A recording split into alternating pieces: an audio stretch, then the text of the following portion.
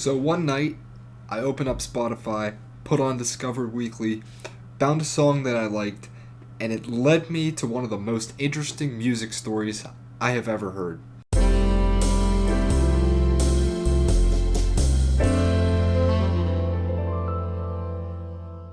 The song that I found was called Death Metal, and it had an anime-like cover, so I was immediately interested. I don't know about you guys, but every time I see an anime-like cover, I just want to click on it and listen to it.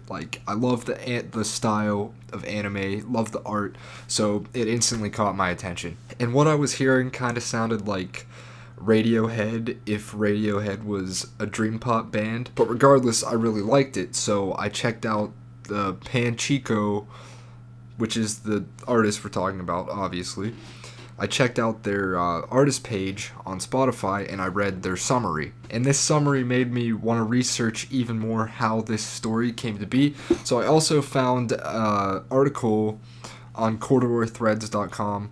Let me check the source real quick. By Julian Rio.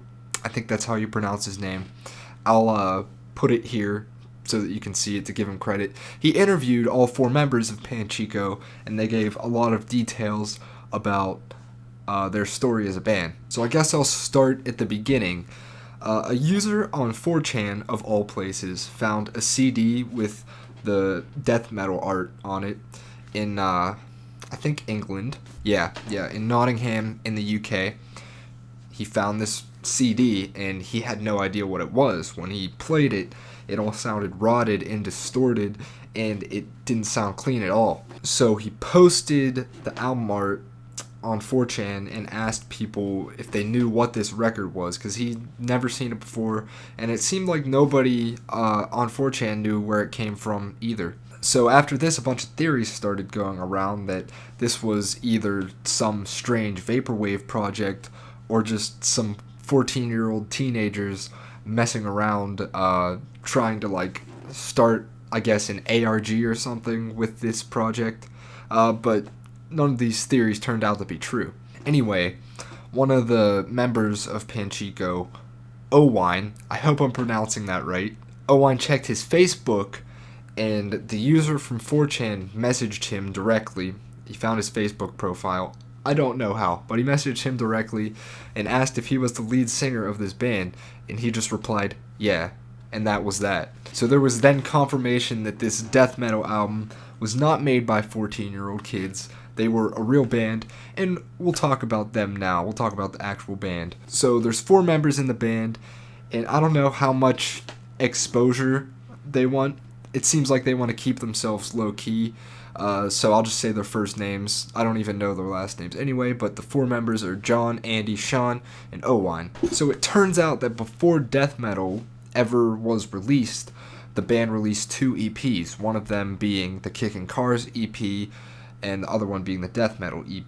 Kickin' Cars and death metal are both songs on the death metal album now, so I assume they just kind of put these 2 EPs together in the remaster, which we'll get to later. Anyway, these 4 guys, they were just a friend group of, I think they were teenagers at the time, because they talked about how they would play at pubs and they got kicked out of one for being underage and drinking or something. But Owine said death metal was recorded around 1999 to 2000. Spotify has the album up as being released in 2000. But what's crazy is the sampler they used on this album could only have 2 seconds of memory, so it must have been super hard for them to work with that. And that's also why there was a rotted version of this record, because it sat for so long. And what's also cool about the remaster on Spotify is that it not only has all the remastered versions of the songs, it also has a couple of the songs that says rot, so you can hear what it sounds like, what it sounded like for the 4chan user when he found this record in the store. All this static and stuff, and it actually sounds pretty cool. I have to admit, I didn't think I was gonna like it as much as the original tracks, but it lives up to them. So you have to think, this band released this album in 2000 with really no expectations for it, and 20 years later it resurfaces on the internet and blows up. That's just super interesting to me. And it looks like the band has actually reunited, because just this year they released a live version of a couple of the songs. I think 4 songs. I know Laputa and Death Metal is on there.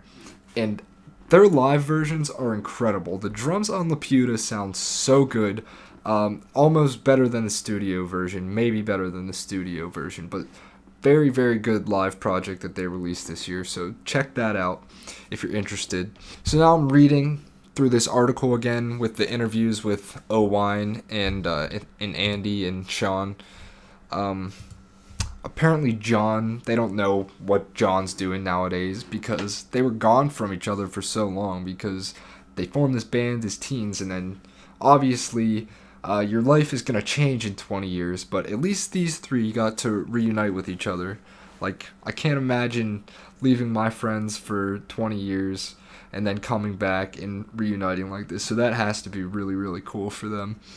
They talk about their influences, which Super Furry Animals, Sparkle Horse, the Beatles, Radiohead, which is very obvious. Oh, Joy Division, look at that. Yeah, there's like 30 more artists that they talk about on here, but I can't go through them all. One thing that's cool is O1 was a big anime fan, he said. And one of the songs is called Laputa, which, if you don't know, there's an anime movie, which it translates to Castle in the Sky, from what I can Google.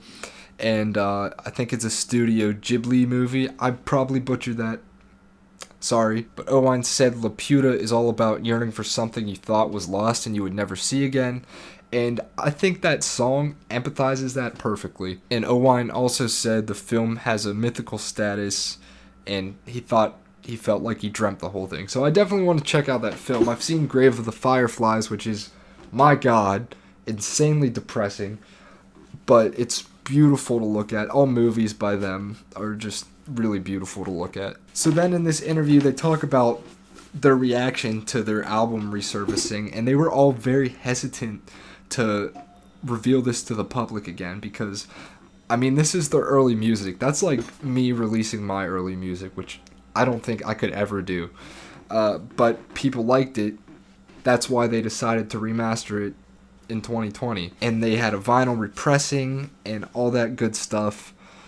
And I think it's just so cool that this band, for 20 years, their music was unknown to pretty much everybody except their friends and family and close relatives. But now 20 years later, they have, let me check here, they have 135,000 monthly listeners on Spotify. So I can't imagine what that instant success felt like.